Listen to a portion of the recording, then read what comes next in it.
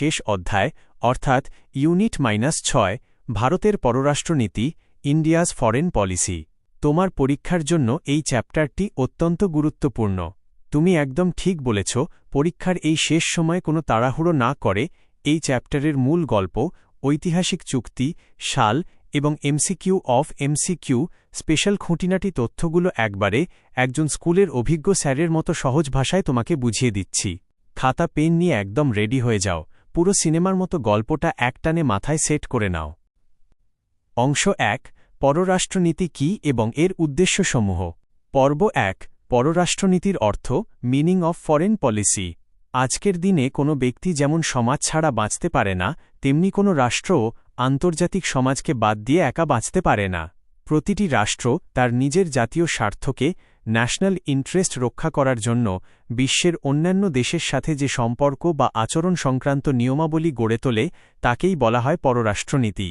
হার্টম্যান, Friedrich H হার্টম্যান এর মতে, পররাষ্ট্রনীতি বলতে স্বেচ্ছাকৃতভাবে নির্বাচিত জাতীয় স্বার্থসমূহের একটি সুসংবদ্ধ বিবৃতিকে বোঝায়। জোসেফ ফ্র্যাঙ্কেল, আন্তর্জাতিক পরিবেশে রাষ্ট্রের প্রতিনিধিত্বই হল পররাষ্ট্রনীতি।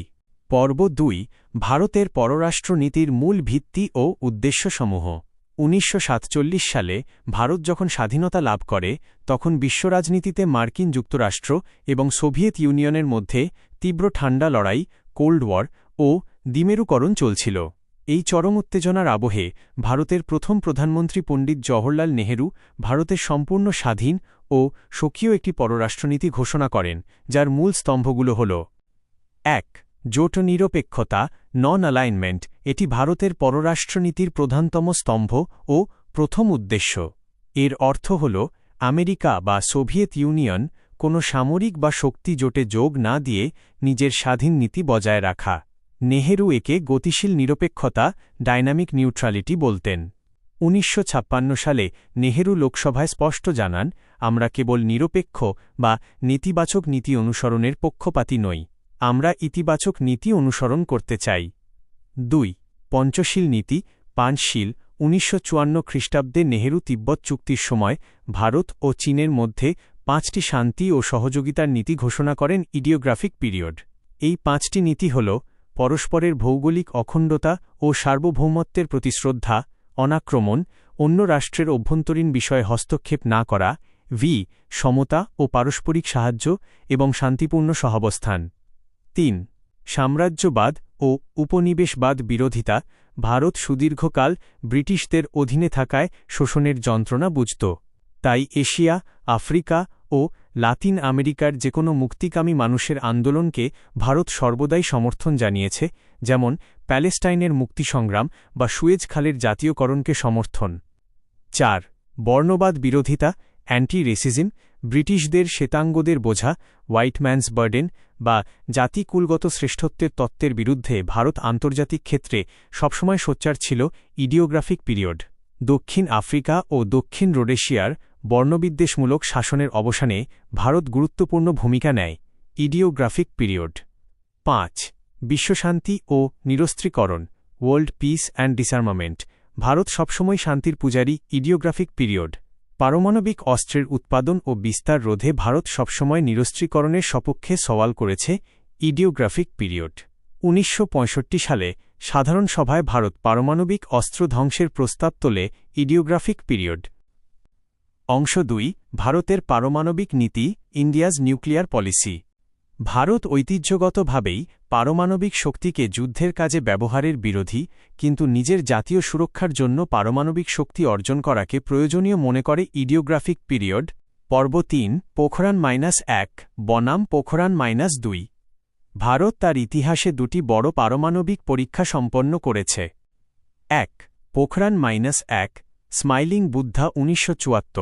1974 খ্রিস্টাব্দের 18 মে রাজস্থানের পোখরানে ভারতের প্রথম পারমাণবিক পরীক্ষা সফলভাবে পরিচালিত হয়। ইডিওগ্রাফিক পিরিয়ড। এর মূল উদ্দেশ্য ছিল শান্তিপূর্ণ উদ্দেশ্যে পারমাণবিক শক্তির পরীক্ষা করা। ইডিওগ্রাফিক পিরিয়ড। তদানীন্তন প্রধানমন্ত্রী শ্রীমতী ইন্দিরা গান্ধীর সময়ে এই পরীক্ষা বিশ্বরাজনীতিতে আলোড়ন সৃষ্টি করেছিল। ইডিওগ্রাফিক পিরিয়ড। 2. পোখরান-2 অপারেশন শক্তি। 1998 খ্রিস্টাব্দের 11 ও 13 মে প্রধানমন্ত্রী অটল বিহারী বাজপেয়ীর নেতৃত্বে ভারত দ্বিতীয়বার সফল পারমাণবিক পরীক্ষা সম্পন্ন করে ইডিওগ্রাফিক পিরিয়ড। এর উদ্দেশ্য ছিল ভারতের সামরিক ও কৌশলগত সক্ষমতা প্রদর্শন করা ইডিওগ্রাফিক পিরিয়ড। এর পরেই ভারত তার পরমাণু নীতির দুটি মূল বৈশিষ্ট্য ঘোষণা করে: নো ফার্স্ট ইউজ, প্রথমে আঘাত না করা, এবং no use against non nuclear states, পরমাণুহীন রাষ্ট্রের বিরুদ্ধে প্রয়োগ না করা, ইডিওগ্রাফিক পিরিয়ড। পারমাণবিক চুক্তি সম্পর্কিত guide MCQ tips, PTBT, partial test ban treaty ১৯৬৩, বায়ুমণ্ডল, মহাশূন্য ও জলের নিচে পারমাণবিক পরীক্ষা নিষিদ্ধকরণ চুক্তি, ইডিওগ্রাফিক পিরিয়ড। ভারত এতে স্বাক্ষর করেনি। Ideographic period.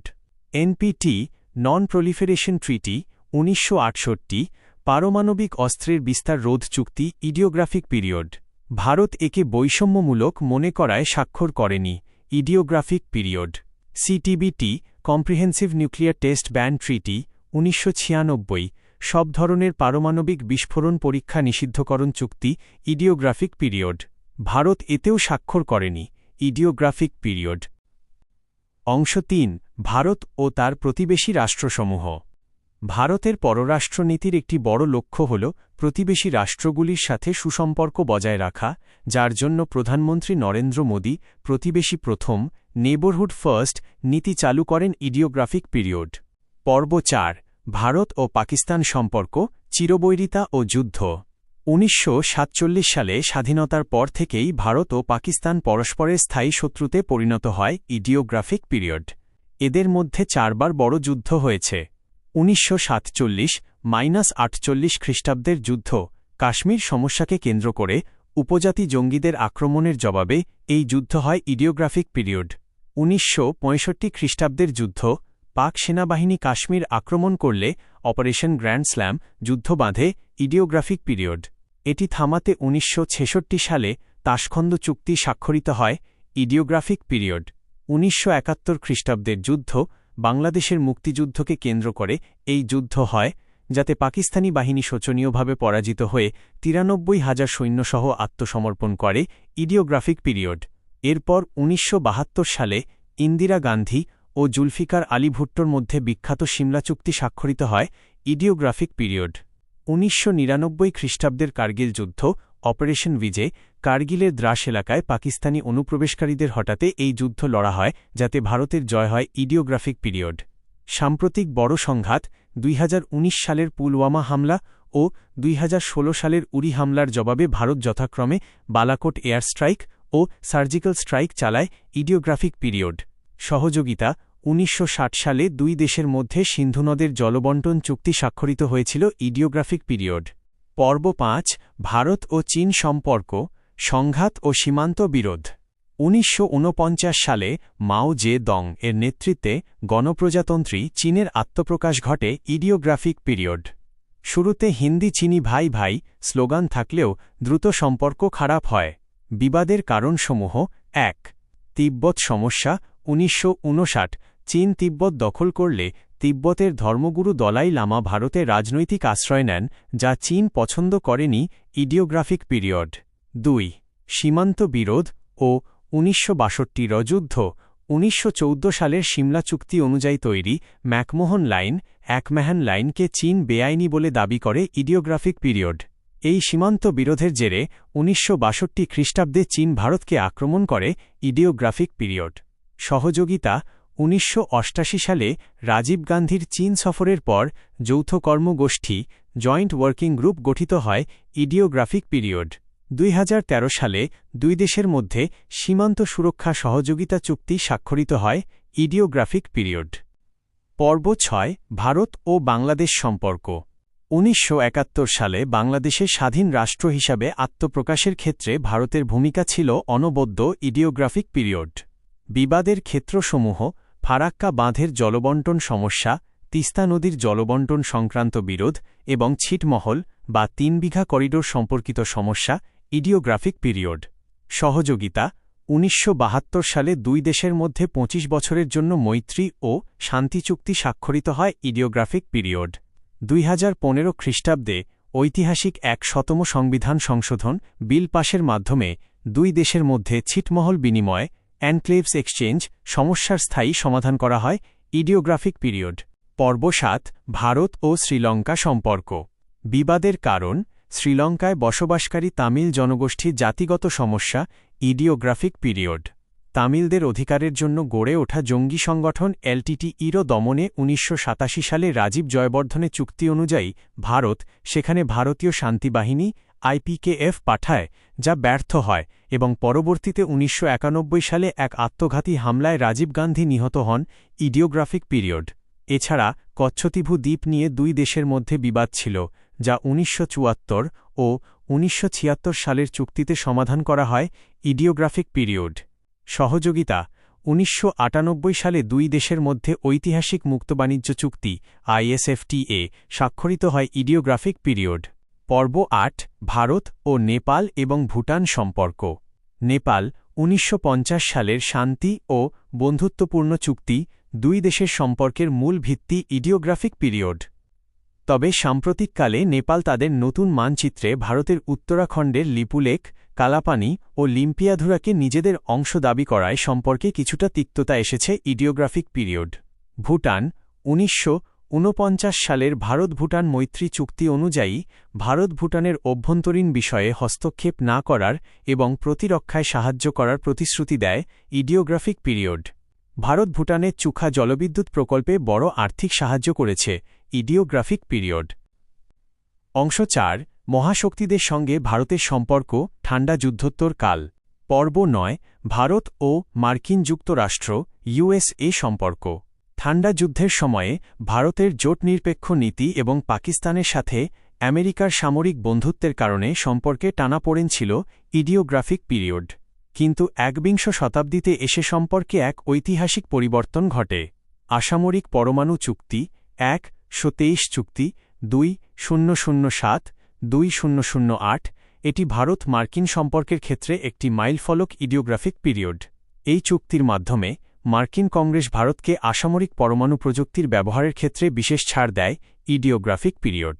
প্রতিরক্ষা সহযোগিতা ২০০৫ সালে দুই দেশের মধ্যে ভারত মার্কিন প্রতিরক্ষা সম্পর্ক সংক্রান্ত নতুন কাঠামো স্বাক্ষরিত হয় ইডিওগ্রাফিক পিরিয়ড। বর্তমানে দুই দেশ নিয়মিত ২+২ আলোচনা প্রতিরক্ষা ও পররাষ্ট্র স্তরে আয়োজন করে ইডিওগ্রাফিক পিরিয়ড। পর্ব ১০ ভারত ও রাশিয়া পূর্বতন সোভিয়েত ইউনিয়ন সম্পর্ক।